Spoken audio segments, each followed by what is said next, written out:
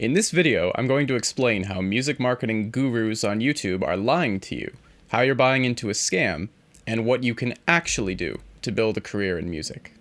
These people are fudging numbers, manipulating data, and ultimately making false promises in order to sell you their courses. They're making tons of money off of musicians who just want to get their music out there. And now, you might be wondering, who the hell am I and how do I know this? So, my name is Kevin Getz. I am not a music marketing guru.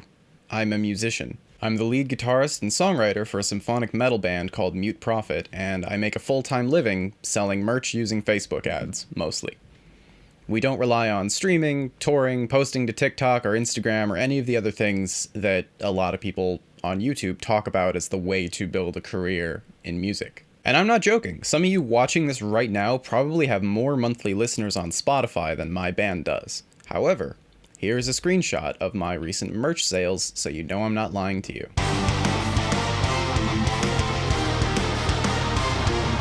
Now, before this video goes any further, I need to qualify something. Not all music marketers are lying to you. Bigger names, such as Music Marketing Manifesto or Indepreneur, are trustworthy. And in fact, the skills I learned from Music Marketing Manifesto are the whole reason I have a music career right now. The scam I'm talking about is being perpetuated by mostly YouTubers, not like larger music marketing entities. And on that note, be sure to watch this video through to the end, because I'm going to be sharing my recommendations for something that will actually work for you, unlike what you will find from everyone else on YouTube. Also, it is not my intention to call out any particular person or start drama. I'm not going to name names, and if you ask in the comments, do you mean this particular person, I will neither confirm nor deny any of it. I am not interested in parasocial drama between YouTubers. However, if you've watched a particular YouTuber and you feel like my description is hitting a little close to home, that's something for you to think about. So, how does this scam work exactly? The central piece that makes the whole thing work is the Spotify conversion campaign thing you've probably seen a lot of here on YouTube. I know at least 3 big YouTube gurus who built entire careers off of just that one thing. And the lie goes like this. Conversion ads prevent bot traffic, ensuring that only real people stream your music. Just keep running these ads, eventually you'll trigger the Spotify algorithm and your traffic will increase exponentially, and then eventually you'll make back the money that you spent on the ads. This strategy was originally created by a guy named John Gold. He's the creator of the company Hyped, which you're probably familiar with from the aforementioned YouTube gurus. Hyped was one of the early tools that could be used for Spotify conversion campaigns. However, John Gold made it very clear in his courses that you would be operating at a loss doing this. You're not going to make your money back. And that if you want to make any money at all, let alone break even, you need to be selling merch to the people who listen to your stuff on Spotify. And then YouTubers started creating their own courses ripping off this Spotify strategy. In order to stand out, they started making fantastical promises of making back your ad costs through streams alone and manipulated their results to give you the impression that that's possible to do. They make videos and Facebook ad campaigns with incredible headlines like how I got over 1 million streams on Spotify and how you can too, to sell their carbon copy courses, and then they use the money made by the courses to cover the cost of the ads they ran to Spotify. There are 3 massive lies that they use to make the whole thing work, and you wouldn't know any of it unless you were, in my position, a musician who runs Facebook ads all day, every day, and knows how all this stuff works. And each lie, to me, seems more intentional and malicious than the last. So, without further delay, let's get into how that all works. Now, lie number 1 is nebulous results. What do I mean by that? Earlier, I mentioned Music Marketing Manifesto and Indepreneur as examples of reliable music marketing approaches that can actually lead you to a profitable career. Any good approach to running ads requires a data-driven, measurable, repeatable approach. You have a set budget and a set number of days to test different variables. Then you refine things, lower your costs, and/or raise your conversion rates until eventually you have a profitable campaign. So, hypothetically, let's say you're spending $10 a day on ads and making $20 a day on ads. Well, you would slowly raise the amount of money you're spending, and the amount of money you're making would increase as well. So, the dream is you would slowly scale up to spending $100, $200 a day and making $200, $400 a day. And yeah, when I first took Music Marketing Manifesto, I had my first profitable ad campaign in a matter of weeks. And the first of several problems with the Spotify conversion campaigns is that there is no way to measure your results. You just sort of throw all the money you can spare at it and hope that maybe several months down the line, you trigger the Spotify algorithm and things start working.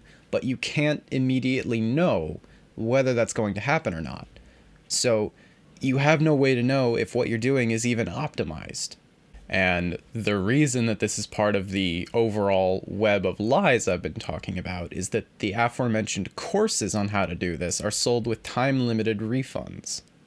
Not getting results? Just ask for a refund within 2 weeks, something like that. It is impossible to know before like 3 months what your results will be by doing this. So already they have managed to sort of dodge their way out of having to give out refunds for bad advice.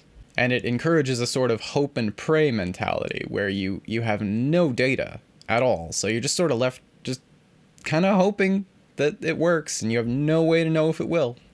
Just hope for the best. Maybe it'll work, maybe it won't. And when in all likelihood it fails, you don't even know where to start by tweaking things, because you don't know where the problem is. What is so egregious about that? Well, when you inevitably voice your frustration and confusion that things aren't working for you, the solution tends to be give your favorite YouTube music marketing guru even more money to book a consultation call with them where they will look over your ads and tell you where maybe you can improve, but the same problems are not fixed, they're still there.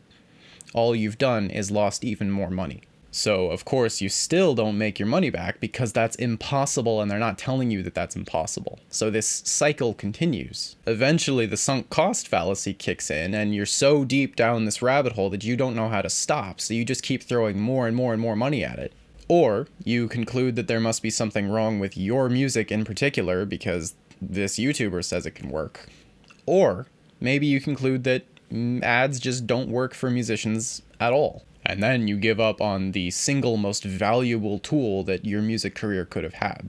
Now, lie number 2 is bot-proof conversions. Before I can explain this next point, I have to give you a very, very quick rundown of how conversion ads work on Facebook. A conversion is anything that you define as a goal for Facebook. So this could be something like adding a product to their cart, or initiating checkout, or completing a purchase, or signing up to your email list, etc. And what makes conversion campaigns so powerful is that they leverage the Facebook algorithm to find people who are increasingly more likely to take the action that you've defined as the goal. So, for example, if your conversion goal is purchases and you're targeting an audience of 2 million people, Facebook will slowly segment out from that 2 million people the top percentage most likely to purchase whatever it is that you're selling, and will prioritize ad budget for that group of people first. So it is targeting for user behavior that is most likely to do the thing that you want. And with Spotify conversion campaigns, the claim at least is that it weeds out bot traffic, click farms. See, normally the only way to be safe from bot traffic is to exclusively run ads in North America, the United Kingdom, and some select countries in Europe. Pretty much anywhere else in the world has incidents of click farms.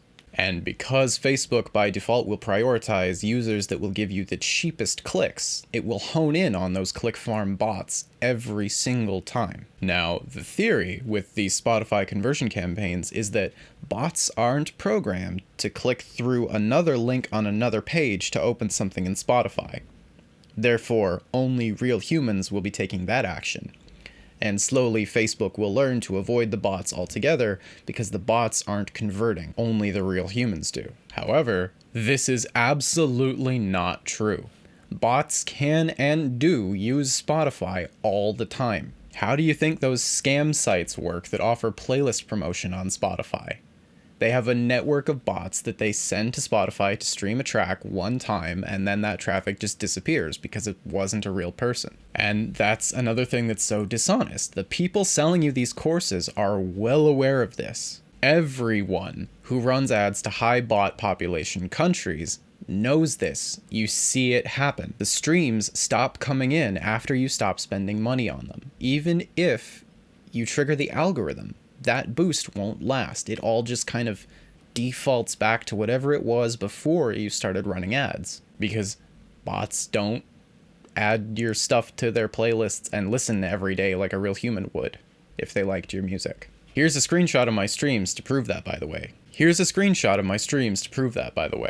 See the giant spike? That is from running this exact same type of campaign. We triggered the algorithm and everything, but it was all fake. All my band's listeners now are real people, and every single one of them have purchased merch from us multiple times. And now let's get to line number 3, manipulated campaign results. Even though I have an approach that works very well for me, I try to stay on the cutting edge of music marketing. Anytime someone comes out with a new strategy, I will at least test it and see how well it works. And I've provided proof of that with the earlier screenshot showing that I at least did try these conversion campaigns for myself. So when these YouTubers started coming out with this back in 2021 or so, I paid very close attention to them, especially when my own attempt at these campaigns showed very clear evidence of bot traffic. You might say that it raised some red flags to someone who runs Facebook ads all day, every day. Something you might not know: if you go to any business page on Facebook,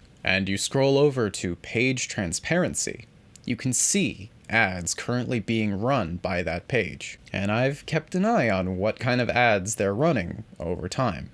What did I find? Well, you're probably used to seeing headlines like, "How I got 20,000 streams in 2 weeks." And you click the video and they show you their ad manager and they're like, "Here, you can see I spent $200 on this campaign and it got 20,000 streams. So I still lost money, but look, it's going to keep getting traffic over time and it's going to keep getting streams, and eventually I'll have made that money back." What you don't see is that they continue to run different campaigns not shown in the video to continue pushing traffic to that song to keep up the appearance of more streams over time. And in one YouTuber's case, he even runs traffic from a separate business page, pushing traffic to a playlist that contains his music. That is a more recent development, and I think, if I'm being a little bit uncharitable, it is to avoid exactly that. People checking his ad library and figuring out, "Oh, that's not what you said in the video." If you know where to look, you can easily see that these YouTubers are spending astronomically more money than they claim to be in order to get the kind of streams that you see them get. These manipulated campaign results look much more impressive and make you much more likely to buy their course. A fair few people can probably stomach the idea of spending $600 for the initial 20,000 streams with the promise of more over time. But if you saw the full picture, you would see that it is easily 2 to 3 times the amount of money spent for those streams, and also, once you shut that engine off, you're not going to get any more over time. So that's the 3 lies I mentioned, and you can see how malicious the whole thing looks when you take them all kind of together as one package. These YouTubers are legitimately taking advantage of people to scam them out of money. Again, it is not my intention to call out anyone by name. I'm not gonna lie, to an extent that's because I know for a fact at least one of these YouTubers has a habit of using false DMCA strikes to take down videos critical of them by name. However, since I'm not naming any names, my hope is that this video can stand as a warning so that you won't be fooled by the scam. Now, I did say earlier that at the end of the video, I would offer what I consider to be an alternative path to music marketing. And I imagine you must be feeling pretty cynical about the entire concept of music marketing right now. And if so, that is totally understandable. However, I still want to offer a constructive option, otherwise this entire video was me just tearing things down and not putting anything out there to build things back up. Now, as I said, I'm not a music marketer. I'm a musician. I don't have a course to sell you. And frankly, I don't want to take the time away from music to create one. That seems like quite the time investment. And on top of that, I feel I would be doing you a disservice if I did. There are much, much better teachers out there than me. Rather, from one musician to another, I personally think you will have the highest odds of success following Music Marketing Manifesto. That program single-handedly gave me all the tools that I use every single day to make a living from my music. I mean, like I said earlier, I had my first profitable ad campaign within a week or two of setting everything up. And unlike other music marketing courses out there, MMM actually has a refund policy that you can actually use if you aren't getting results. No questions asked, and as far as I know, no restrictive time limits. If this video helped you and you want to help me, consider signing up through my link in the description. That helps support my channel so I can keep making videos like this. I also have a link in the description for TunePipe that will also help support my channel. And TunePipe, if you do sign up for Music Marketing Manifesto, is something that you'll learn more about there. Anyway, thank you so much for watching, and I will see you in the next video.